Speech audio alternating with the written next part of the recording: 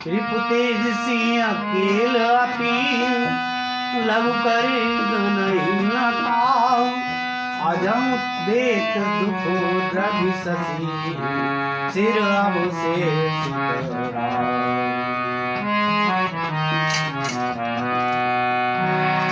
तेजस्वी शत्रु अकेला भी हो तो भी उसे छूटा नहीं समझना चाहिए।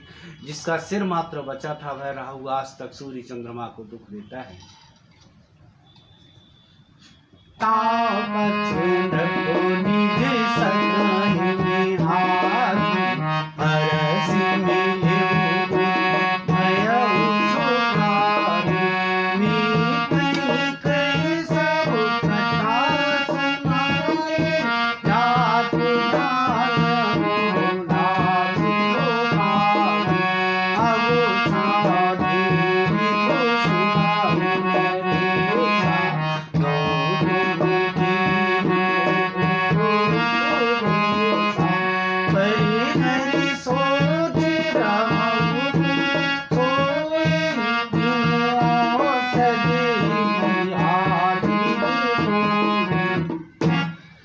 तपस्वी राजा अपने मित्र को देख प्रसन्न हो उठकर मिला और सुखी हुआ। उसने मित्र को सब कथा कह सुनाई। तब राक्षस आनंद होकर बोला, हे राजन सुनो, जब तुमने मेरे कहने के अनुसार इतना काम कर लिया तो अब मैंने शत्रु को काबू में कर लिया। समझो तुम अब चिंता त्याग सो रहो। विधाता ने बिना ही दवा के रोग दूर कर दिया है।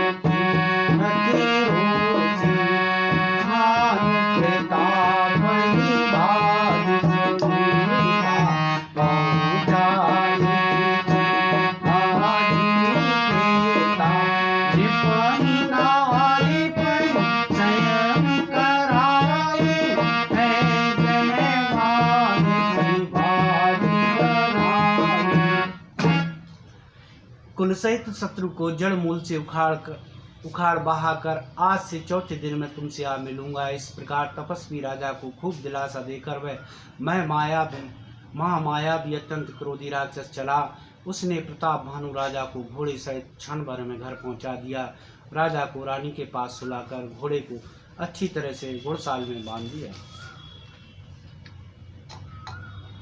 राजा के पूर्वज कहीं हर ले गया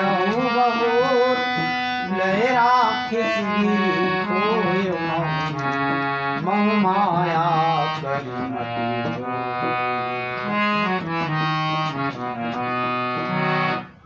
फिर वह राजा के पुरोहित को उठा ले गया और माया से उसकी बुद्धि को भ्रम में डालकर उसने पहाड़ की खोई में ला दिया।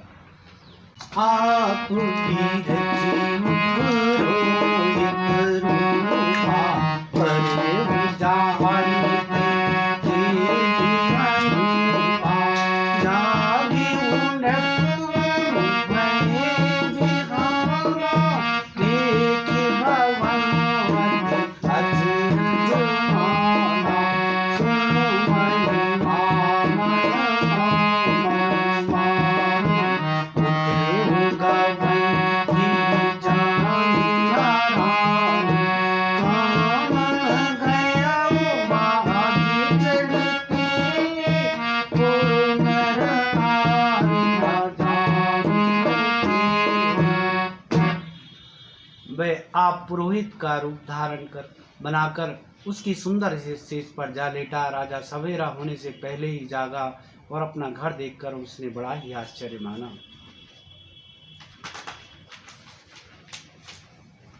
मन में मुनि की महिमा का अनुमान करके वह धीरे से उठा जिसमें रानी ना जान पावे। फिर उसी घोड़े पर चढ़कर वन को चला गया। नगर के किसी भी स्त्री पुरुष ने नहीं जाना। गए घर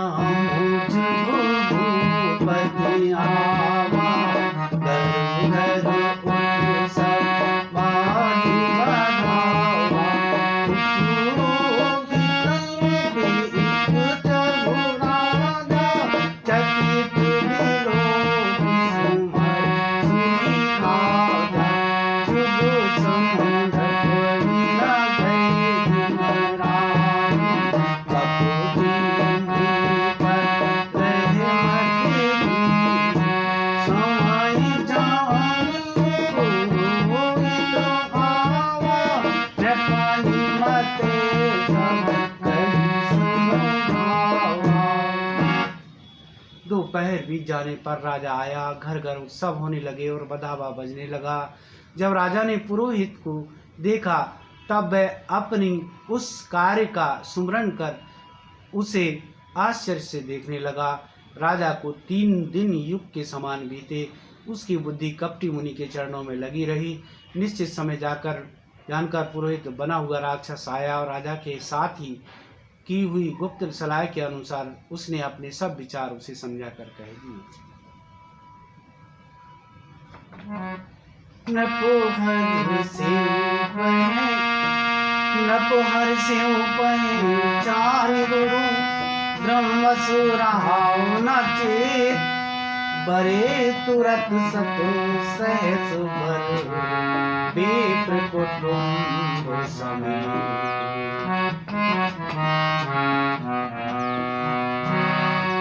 संकेत के अनुसार गुरु को उस रूप में पहचान कर राजा प्रसन्न हुआ। ब्रह्म बस उसे चेत न रहा कि यह तापस मुनि है या काल केतु राक्षस। उसने तुरंत 1 लाख उत्तम ब्राह्मणों को कुटुंब सहित निमंत्रण दे दिया।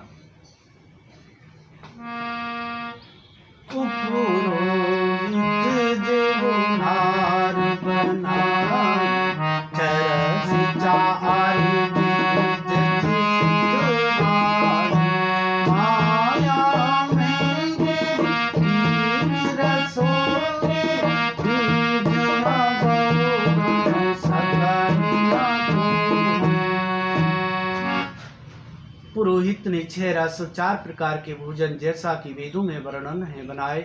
उसने मायामयी रसोई तैयार की और इतने व्यंजन बनाए जिन्हें कोई गिन नहीं सकता। विविध में गंगा करो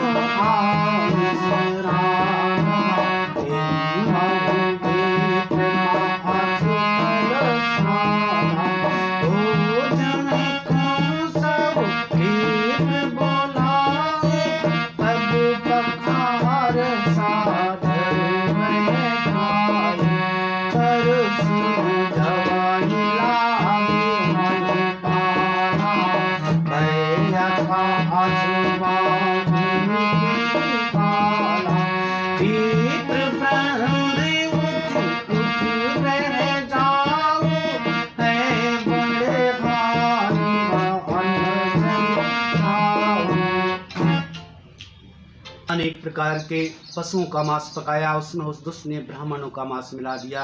सब ब्राह्मणों को भोजन के लिए बुलाया और चरण धोकर आदर सहित बैठाया। जो ही राजा परोसने लगा उसी काल केतु कृत आकाशवाणी हुई, हे ब्राह्मणों, उठकर अपने घर जाओ। ये अन्न मत खाओ, इसके खाने में बड़ी हानि है।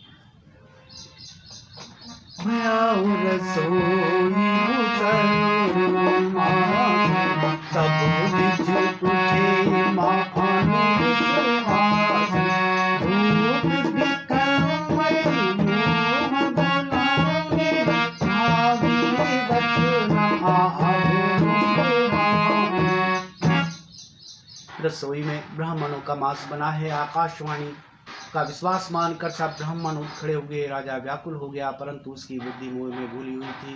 होनहार बस उसके मुंह से एक बात भी न निकली। बोले वे पृषकोप तब नहीं कचुकी विचार, जाय निशाचर मूड सहित परिवार। तब ब्राह्मण क्रोध सहित बोल उठे। उन्होंने कुछ ही विचार नहीं किया। अरे मूर्ख राजा, तू जाकर परिवार सहित राक्षस हो।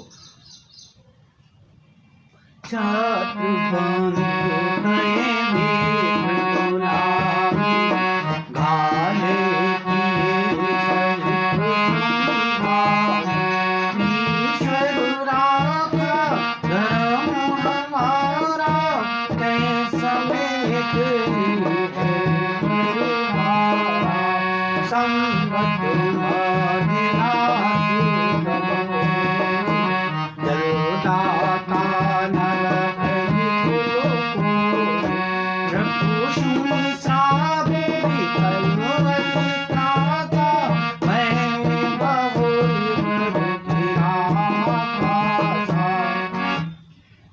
नीच क्षत्रिय, तूने तो परिवार सहित ब्राह्मणों को बुलाकर उन्हें नष्ट करना चाहा था।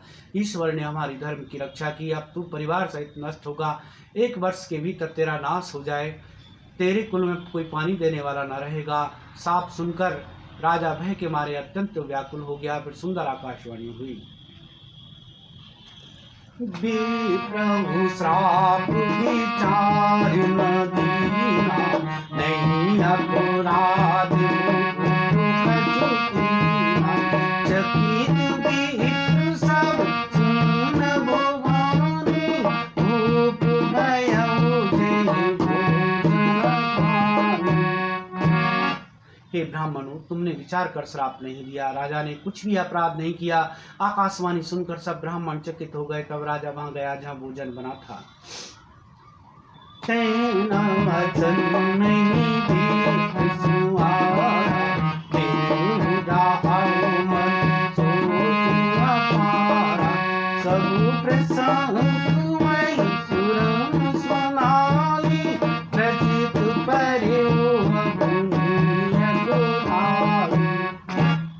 देखा तो वहां न भोजन था न रसोईया, ब्राह्मण ही था। तब राजा मन में अपार चिंता करता हुआ लौटा। उसने ब्राह्मणों को सब वृत्तांत सुनाया और बड़ा ही भयभीत और व्याकुल होकर वह पृथ्वी पर गिर पड़ा। भूपति भावी मिटे नहीं, यद्यपि न दूषण तोड़, किए अन्यथा होई नहीं, बेत्र श्राप अति हे राजन, यद्यपि तुम्हारा दोष नहीं है तो भी होनार नहीं मिटता। ब्राह्मणों का शाप बहुत ही भयानक होता है, यह किसी तरह विटाले नहीं चल सकता। अस कही सब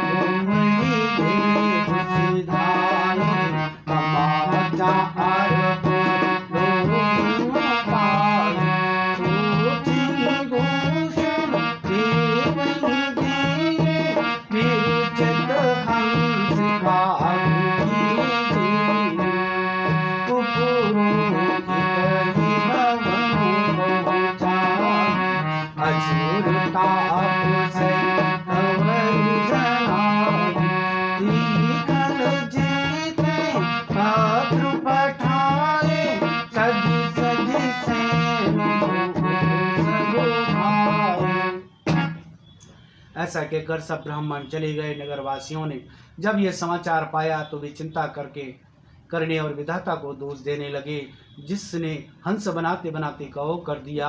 ऐसे पुण्यात्मा राजा को देवता बनाना चाहिए था, सो राक्षस बना दिया। पुरोहित को उसके घर पहुंचाकर असुर काल के तूने कपटी तपस्वी को खबर दी। उस दुष्ट ने जहां तहां पत्र भेजे, जिससे सब बैरी राजा सेना सजा सजा कर चढ़ दौड़े।